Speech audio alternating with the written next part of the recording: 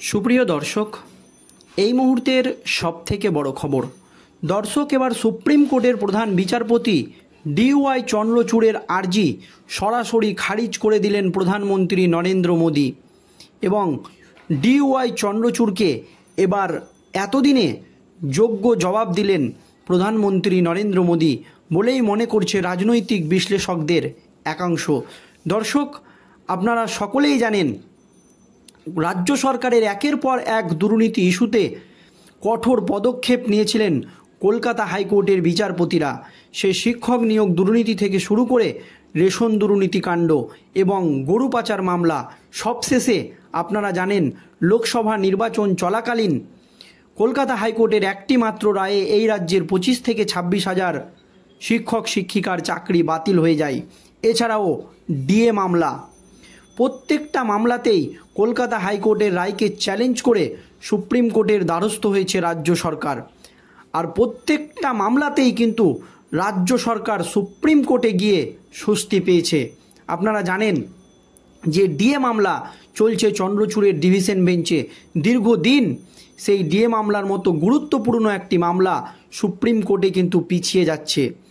জানিয়ে সুপ্রিম কোর্টের নিরপেক্ষতা নিয়ে প্রশ্ন তুলেছিলেন অনেকেই। এছাড়াও লোকসভা নির্বাচন চলাকালীন যে 26 হাজার শিক্ষক শিক্ষিকার চাকরি বাতিল করে দেন দুর্নীতির জন্য কলকাতা হাইকোর্টের বিচারপতিরা, তখন বিচারপতিদেরকে বিভিন্ন রাজনৈতিক সভামঞ্চ থেকে মুখ্যমন্ত্রী মমতা বন্দ্যোপাধ্যায় নানান ধরনের মন্তব্য করেছিলেন এবং সেই মামলা নিয়ে সুপ্রিম কোর্টের দ্বারস্থ হয়েছিলেন এবং লোকসভা নির্বাচন চলাকালীন সেই রায়েও স্থগিতাদেশ দিয়ে দেয় সুপ্রিম কোর্টের প্রধান বিচারপতির নেতৃত্বাধীন ডিভিশন বেঞ্চ। আপনারা জানেন তখন এই লোকসভা নির্বাচন চলাকালীন প্রচুর স্বস্তি পায় রাজ্যের মুখ্যমন্ত্রী মমতা বন্দ্যোপাধ্যায় এবং বিভিন্ন সভামঞ্চ থেকে চন্দ্রচূড়ের এমনকি সুপ্রিম কোর্টের প্রশংসা করেন। আর এমনই একটি মামলা চলছিল সুপ্রিম কোর্টে যা কেন্দ্রীয় সরকারের বিরোধী, তাতে এবার সুপ্রিম কোর্টের বিরুদ্ধে কঠোর পদক্ষেপ নিলেন প্রধানমন্ত্রী নরেন্দ্র মোদী এবং চন্দ্রচূড়ের যে সিদ্ধান্ত তাকে একেবারে সরাসরি খারিজ করে দিলেন এবং জানিয়ে দিলেন সংবিধান যেমন আছে তেমনই রইবে। কি হয়েছে দেখুন। তপশিলি জাতি ও জনজাতি সমাজের মধ্যে যারা আর্থিকভাবে সচ্ছল তাদের চিহ্নিত করে সরকারি শিক্ষা প্রতিষ্ঠান ভর্তি ও সরকারি চাকরিতে সংরক্ষণের সুবিধা বাতিল করা হোক বলে নির্দেশ দিয়েছে সুপ্রিম কোর্টের প্রধান বিচারপতির নেতৃত্বাধীন ডিভিশন বেঞ্চ। এই যে বাড়তি সুবিধাগুলো তপশিলি জাতি উপজাতিরা পান সেইগুলো বাতিল করে দেওয়া হোক, এমনই কিন্তু নির্দেশ দিয়েছিলেন সুপ্রিম কোর্ট। শীর্ষ কোর্টের সেই সিদ্ধান্ত যাতে কার্যকর করা না হয় সেই দাবি জানিয়ে আজ প্রধানমন্ত্রী নরেন্দ্র মোদীর সঙ্গে দেখা করেন বিজেপির তপশিলি জাতি ও উপজনজাতি সম্প্রদায়ের সাংসদরা। প্রতিনিধি দলের দাবি শীর্ষ আদালতের রায় যাতে বাস্তবায়িত না হয় বা বাস্তবায়িত হবে না বলে তাদের আশ্বস্ত করেছেন প্রধানমন্ত্রী নরেন্দ্র মোদী।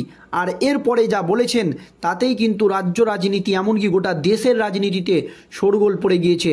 পরে সন্ধ্যায় বিষয়টি নিয়ে কেন্দ্রীয় মন্ত্রিসভাতেও আলোচনা হয়।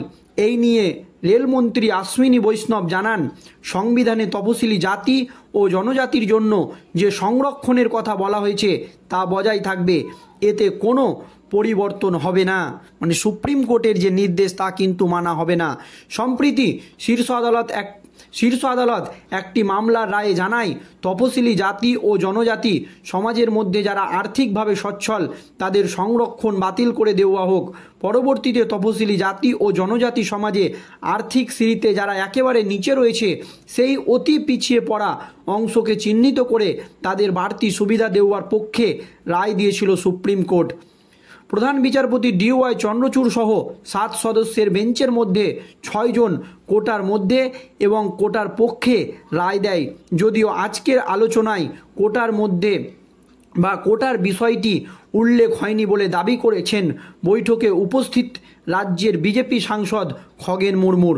বৈঠকে আর্থিকভাবে সচ্ছল তপশিলি জাতি ও জনজাতিদের চিহ্নিত করে তাদের সংরক্ষণের সুবিধা বাতিল করার যে রায় সুপ্রিম কোর্ট দিয়েছে তা যাতে কার্যকর করা না হয় সেই জন্য দাবি জানিয়েছিল বিজেপি সাংসদেরা।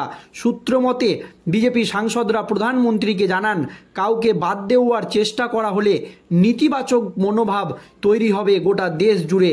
বিজেপি নেতৃত্ব মনে করেছে লোকসভায় বিজেপি তৃতীয়বার জিতে এসে সংবিধান পরিবর্তন করে সংরক্ষণের সুবিধা কেড়ে নিতে পারে বলে ভোট প্রচার চালিয়ে বিজেপির পালের হাওয়া কেড়ে নিয়েছিল কংগ্রেস সহ বিরোধীরা। এখন তপশিলি জাতি ও জনজাতিদের একাংশের সংরক্ষণের সুবিধা কেড়ে নিলে বিরোধীদের প্রচার যে সত্য ছিল তা প্রতিষ্ঠিত হবে। সেক্ষেত্রে এবছরে মহারাষ্ট্র, ঝাড়খণ্ড, হরিয়ানা বিধানসভায় ভোটে দলের ভরাডুবি আটকানোই কঠিন হয়ে পড়বে। তাছাড়া তপশিলি জাতি ও জনজাতির মধ্যে কারা পিছিয়ে রয়েছে তা স্থির করতে হলে আগে গোটা দেশ জুড়ে অর্থ সামাজিক সমীক্ষা করতে হবে, যাতে নীতিগতভাবে রাজি নয় বিজেপি।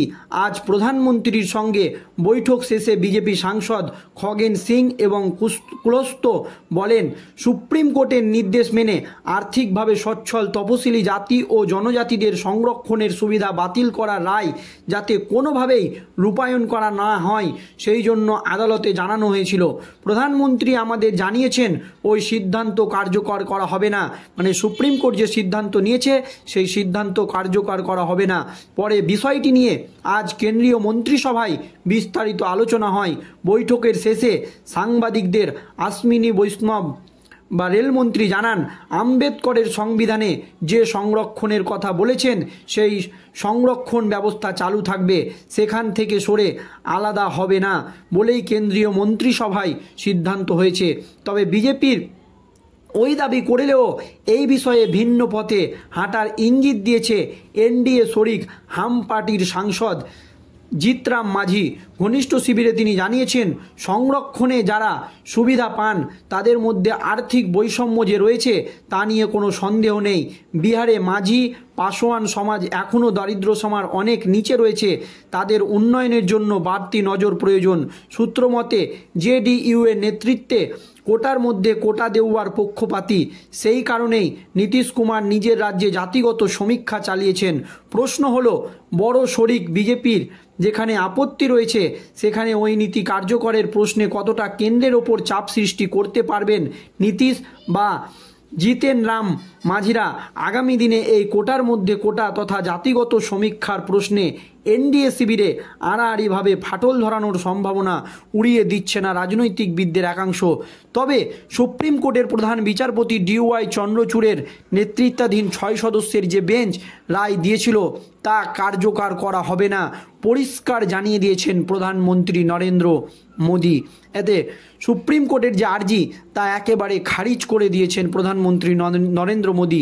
এটা কিন্তু একেবারে সুপ্রিম কোর্টের প্রধান বিচারপতির বিরুদ্ধে কঠোর পদক্ষেপ বলেই মনে করছে রাজনৈতিক বিশ্লেষকদের একাংশ।